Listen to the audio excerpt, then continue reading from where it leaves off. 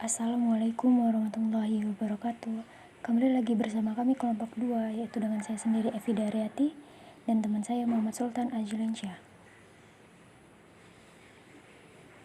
Pada kesempatan kali ini kita akan membahas tentang radiometrik pada mata kuliah geokronologi. Adapun pembahasan pada materi kali ini yaitu tentang isotop, radioaktivitas, persamaan umur, dan deret peluruhan. Yang pertama yaitu ada isotop. Isotop adalah atom dengan jumlah proton yang sama, tetapi memiliki jumlah neutron yang berbeda. Hal ini menyebabkan isotop memiliki massa atom yang berbeda pula. Contohnya itu seperti karbon, memiliki 3 isotop yang paling umum yaitu karbon 12, 13, dan 14. Isotop radioaktif adalah atom yang tidak stabil dan mengalami pengeluruhan spontan menjadi isotop lain dengan melepaskan partikel-partikel tertentu.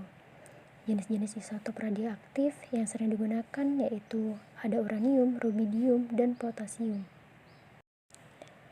Yang kedua ada radioaktivitas, yaitu proses spontan di mana inti atom melepaskan partikel dan energi.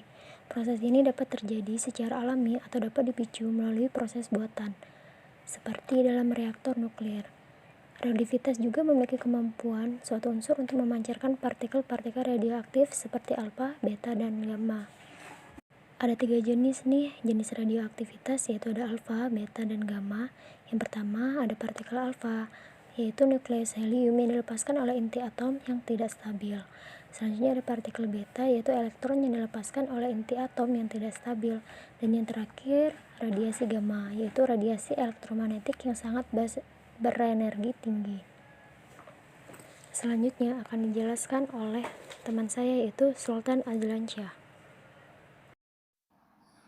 Oke, selanjutnya saya akan menjelaskan persamaan umur geokronologi. Persamaan umur geokronologi adalah metode yang digunakan untuk menentukan usia batuan dan fosil dengan mengukur konsentrasi isotop radioaktif di dalamnya. Metode ini sangat penting dalam memahami sejarah bumi dan evolusi kehidupan di atasnya. Dalam persamaan umur geokronologi dikenai 2 jenis isotop radioaktif yaitu uranium lead yaitu UPB dan potasium argon KAR. UPB digunakan untuk mengukur usia batuan sedimen dan batuan, sedangkan KAR digunakan untuk mengukur usia batuan vulkanik. Prinsip dasar persamaan umur geokronologi adalah bahwa isotop radioaktif memiliki waktu paruh atau half-life tertentu, yaitu waktu yang dibutuhkan untuk setengah dari jumlah isotop tersebut terurai menjadi isotop yang lain lebih stabil.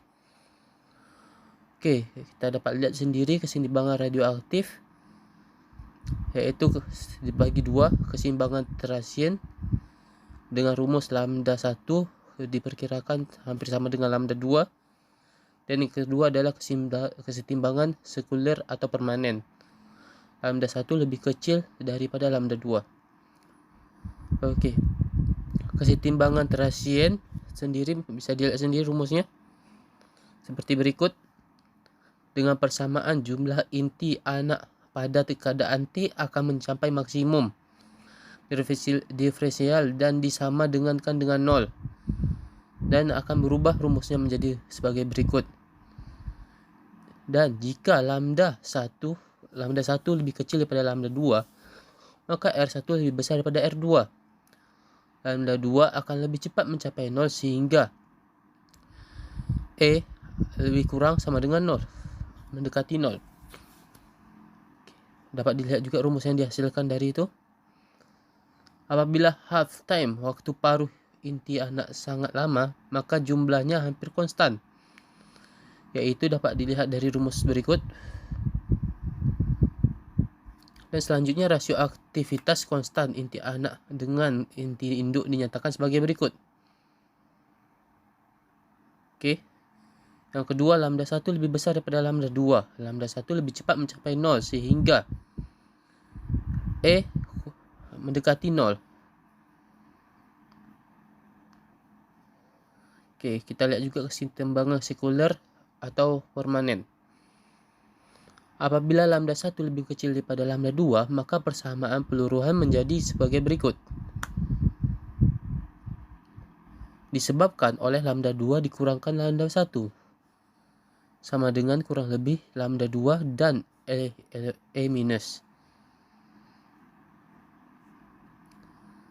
Saat T 1 per lambda 2 sama dengan A diabaikan.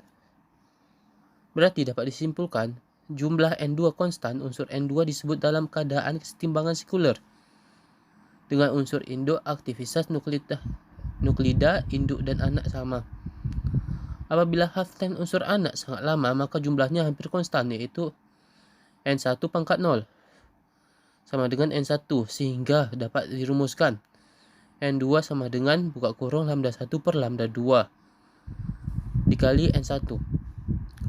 Kondisi kesetimbangan sekuler menjadi lambda 1 dikali N1 sama dengan lambda 2 dikali N2. Selanjutnya kita lanjutkan dengan deret peluruhan. Deret peluruhan geokronologi adalah metode untuk menentukan umur batuan dan fosil dengan mengukur waktu peluruhan isotop radioaktif. Di dalamnya banyak radioisotop di antara elemen-elemen dengan nomor atom Z sama dengan 81 sampai dengan Z sama dengan 92. Pada Z yang gaya tolak menolak, kolom besar di antara proton membuat elemen-elemen kurang stabil. Untuk mengurangi efek dari gaya tolak menolak kolom, maka nukleus mengalami peluruhan alfa di mana hasil akan membuat induk kehilangan 2 proton dan 2 neutron. Hal ini dapat menyebabkan kelebihan neutron, kemudian nukleus mengalami pelepasan elektron atau peluruhan beta. Proses peluruhan alfa dan beta ini akan terus berlangsung hingga sebuah isotop stabil dan tercapai. Berdasarkan pada nomor massa A, semua isotop radioaktif dari Z sama dengan 81 sampai Z sama dengan 92 yang terjadi secara alami termasuk ke dalam satu dari 4 deret berikut. Bisa dilihat sendiri deret yang terdiri dari thorium, neptunium, uranium, dan actinium dengan nomor inti induk serta waktu paruh, rumus deret, dan inti stabil akhir masing-masing. 1. Deret thorium.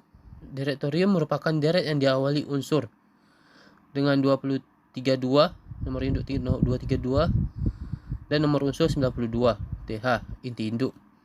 Dan diakhiri unsur dengan nomor induk 208, PB, dan nomor unsur 87. Sebagai unsur yang stabil dengan unsur 7 peluruhan A dan 5 peluruhan beta. 2. Deret neptunium. Deret neptunium merupakan deret yang diawali unsur dengan nomor atom 237, TH, dan nomor unsur 93, inti induk, dan diakhiri unsur 209, Bi83. Sebagai unsur yang stabil dengan melalui 8 peluruhan A dan 5 peluruhan beta. Deret ini disebut juga deret 4N tambah 1. Selanjutnya 3. Deret uranium. Deret uranium sendiri merupakan deret yang diawali dengan unsur 238, TH92, inti stabil, dan diakhiri unsur 206, PB82 sebagai unsur yang stabil. Dengan melalui 9 peluruhan alfa dan 7 peluruhan beta, deret ini disebut juga deret 4N tambah 2. Selanjutnya yang terakhir 4 deret actinium. Deret actinium merupakan deret yang diawali unsur 235TH92 inti induk dan diakhiri unsur 207 PB82 sebagai unsur yang stabil dan melalui 9 peluruhan alfa dan 6 peluruhan beta. Deret ini disebut juga deret 4N tambah 3. N adalah bilangan bulat. Ini memperjelaskan bahwa sebuah proses peluruhan dimulai pada salah satu dari kelas tersebut akan tetap berada pada kelas yang sama. Karena pada peluruhan alfa massa perubahan dan 4 unit, sedangkan pada gamma dan beta tidak ada perubahan massa. Adapun macam-macam deret nih pada deret peluruhan, yaitu deret thorium, deret neptunium, deret uranium, deret actinium. Dari 4 deret yang disebut memiliki sifat sebagai berikut, kecuali neptunium ya. Yang pertama, ketiga deret memiliki sebuah long-lived isotop yang lama dengan durasi, yaitu thorium dengan waktu paruh 1,39 kali 10 pangkat 10 tahun, uranium dengan waktu paruh 4,5 kali 10 pangkat 9 tahun, actinium dengan waktu paruh 7,15 kali 10 pangkat 8 tahun. Ketiga deret akan menghasilkan inti stabil.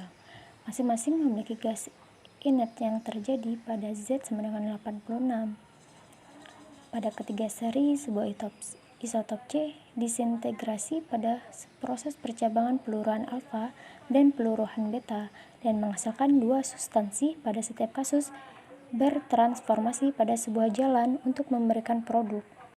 Selanjutnya ada satuan radioaktivitas. Bagaimana sih satuan radioaktivitas itu? Secara historis, satuan Curie yang didefinisikan sebagai jumlah aktivitas peluruhan dalam keseimbangan dengan nilai per gram atom.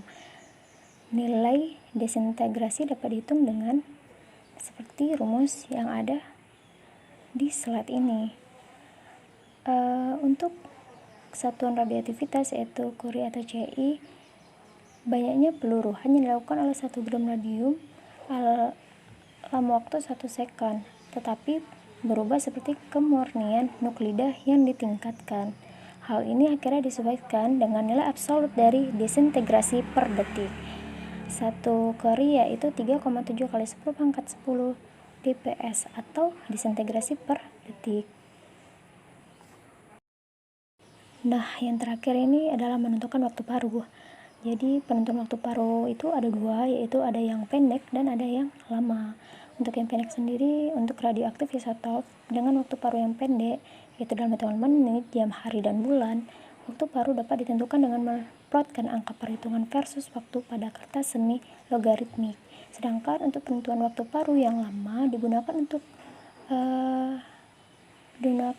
waktu paruh yang lama ini dengan atau lebih dari 10 pangkat 10 tahun. Dari keseimbangan sekular, kita dapat menentukan waktu paruh uranium dari waktu paruh radium yang kita ketahui. Nah, jadi kita dapat simpulkan bahwa isotop radioaktif adalah atom yang tidak stabil dan mengalami peluruhan spontan menjadi isotop lain dan dengan melepaskan partikel-partikel tertentu. Radioaktivitas adalah proses spontan di mana inti atom melepaskan partikel dan energi. Persamaan umur geokronologi adalah metode yang digunakan untuk menentukan usia batuan dan fosil dengan mengukur konsentrasi isotop dan radioaktif di dalamnya.